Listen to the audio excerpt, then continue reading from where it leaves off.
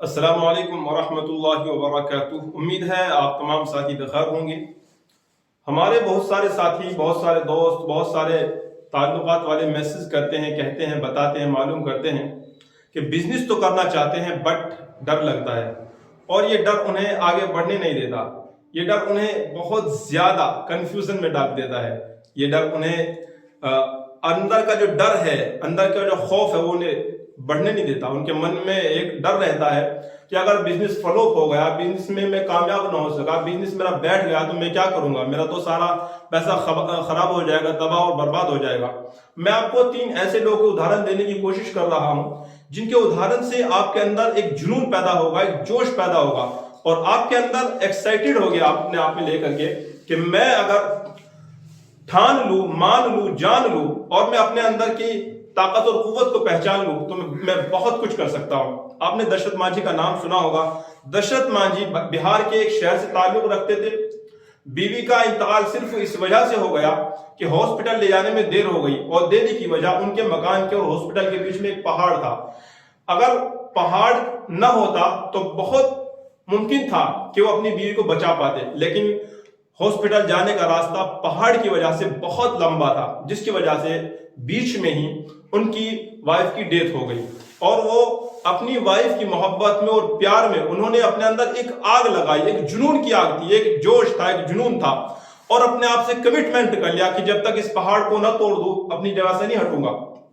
دشرت مانجھی مستقل 22 سال محنت کی اور اس پہاڑ کو اپنے راستے سے ہٹایا، اور راستے سے ہٹانے کا مقصد صرف یہ تھا کہ جیسے میری بیوی چلی گئی، میری بیوی اس پہاڑ کی وجہ سے چلی گئی کہ اگر یہ پہاڑ نہ ہوتا تو ممکن تھا میں اپنی بیوی کو بچا لیتا۔ اب میں چاہتا ہوں کہ میری بیوی تو چلی گئی، اب آگے کسی کا ساتھ ایسی درگھٹنا نہ گھٹی جائے۔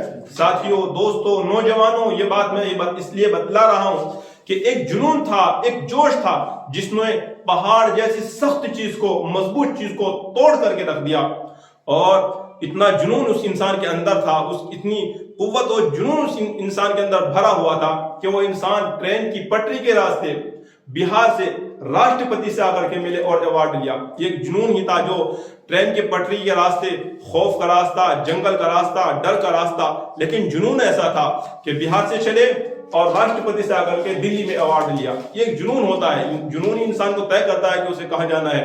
جنون ہی انسان کے فیوچر کو طے کرتا ہے۔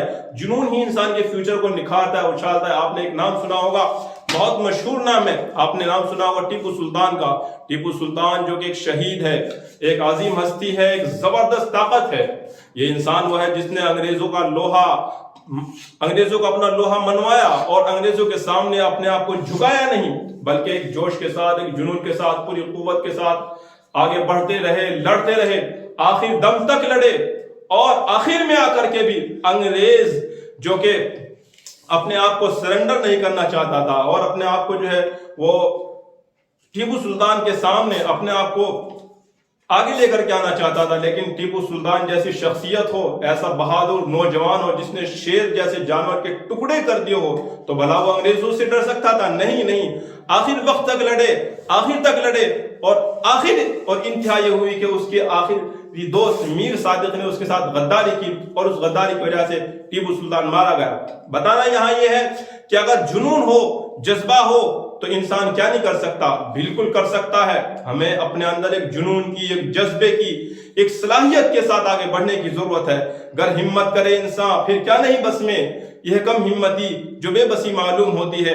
ہمیں آگے بڑھنے کی ضرورت ہے، اور ایک جنون کے ساتھ ان فیوچر زبردست پلاننگ کے ساتھ، زبردست ٹرننگ کے ساتھ لرننگ کی کوشش کرے۔ ساتھیوں، لرننگ ایسی نہیں آتی، لرننگ کے لیے محنت کرنی پڑتی ہے، جنون، جذبہ اور شوق پیدا کرنا پڑتا ہے، جیسے میں نے آپ کو بتایا۔ اور ابھی ایک مثال کے ذریعے میں آپ کو بتانے کی کوشش کروں گا۔ شیخ سعدی کو کون نہیں جانتا؟ پوری دنیا میں گئے، پوری دنیا میں گھومے، پوری دنیا میں جا کر کے دیکھا۔ شیخ سعدی رحمت اللہ علیہ اتنی بڑی ہستی، اتنا عظیم انسان کہ جس نے 17 سال تک ظلمت کی اندھیری کی زندگی گزاری، اور اس ظلمت کی اندھیری کی زندگی میں سے نکل کر کے ایک دن بیوی بچوں کے ساتھ بیٹھ کر کے کھانا کھا رہے تھے۔ بیوی نے کسی اختلاف پر شیخ سعدی کے چمچہ مار دیا، انہیں یہ چیز برداشت نہ ہوئی، फौरन घर से निकल गए और एक जुनून, एक जज्बा लेकर के निकले, पहुंचे एक मकतब के अंदर पढ़ने के लिए।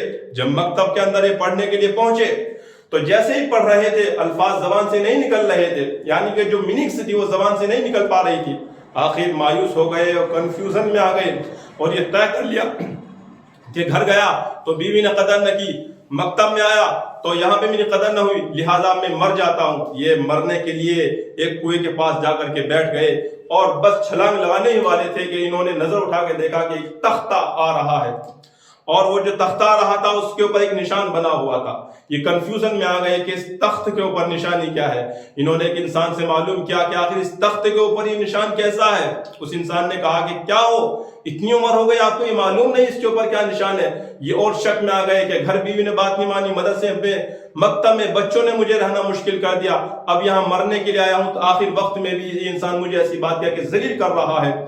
उस इंसान ने कहा कि जो तख्त के ऊपर निशान है ये असल में कुएं की जो मैंड होती है, पानी निकालने के बाद जिस चीज पे मैंड को रखते हैं, ये वो टुकड़ा है लकड़ी का जिसके ऊपर मैंड रखने की वजह से ये निशान पड़ गया है। शेख सादी की समझ में बात आ गई कि अगर लकड़ी जैसी सख्त चीज अपने आप को घस सकती है, अपने आप को रगड़ सकती है, अपने अंदर के बदलाव को ला सकती है, तो आखिर मेरी एक जबान है क्यों नहीं बदल सकती। बस तय कर लिया और अपने जुनून को, जज्बे को बढ़ाया और बनाया और फिर ऐसी तालीम हासिल की, ऐसे वेल एजुकेटेड पर्सन बने, ऐसे जबरदस्त सलाहियत के मालिक बने कि दुनिया के हर मुल्क में गए, दुनिया के हर मुल्क में जा जाकर के लोगों से मिले और उन्हें इल्म की बदौलत से, एजुकेशन की बदौलत से अल्लाह ने उन्हें एक जबरदस्त तरक्की दी, जबरदस्त जज्बा दिया।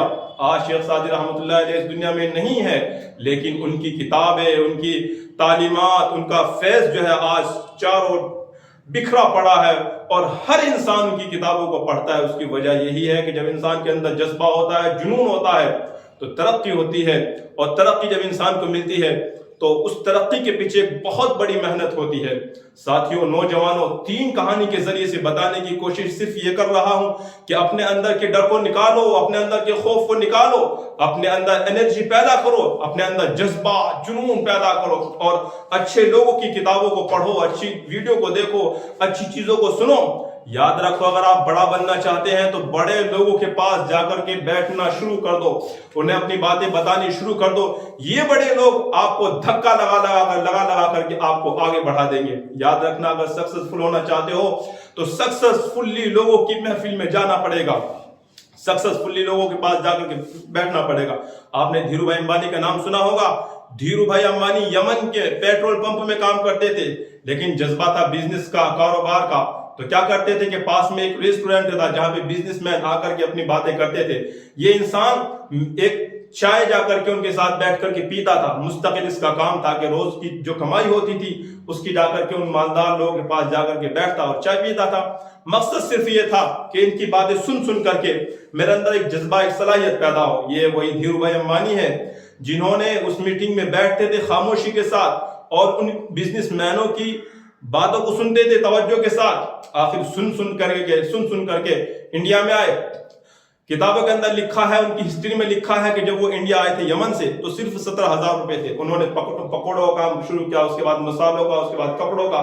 आखिर काम होते होते इतनी ग्रोथ पे गया कि वो ये वही धीरू भाई अंबानी है।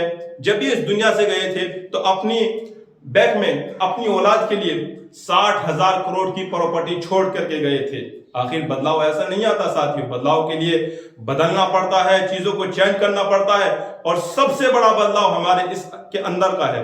अगर ये बदल जाएगा सारी चीजें बदल जाएगी। इसीलिए किसी ने कितनी प्यारी बात कही है, रख हौसला वो मंजर भी आएगा, प्यासे के पास समंदर भी आएगा। थक कर न बैठना मंजिल के मुसाफिर, मंजिल भी मिलेगी और मिलने का मजा भी आएगा। दोस्तों और साथियों, मैं अपनी वाणी को यहीं खत्म करता हूं इस उम्मीद के साथ, इस विश्वास के साथ कि आप इस वीडियो को सुनकर के अपने अंदर का हौसला और जज्बे को बढ़ाएंगे और जबरदस्त आप मेहनत करेंगे। अब अगर आपको मेरी वीडियो अच्छी लगी हो तो आपसे गुजारिश है, दरखास्त है कि वीडियो को आग की तरह फैला दो, अपने दोस्तों को, साथियों को, तमाम में इसको फैला दो। आपने मेरी वीडियो को इतने मन से, दिल से सुना, इसके लिए दिल से बहुत शुक्रिया।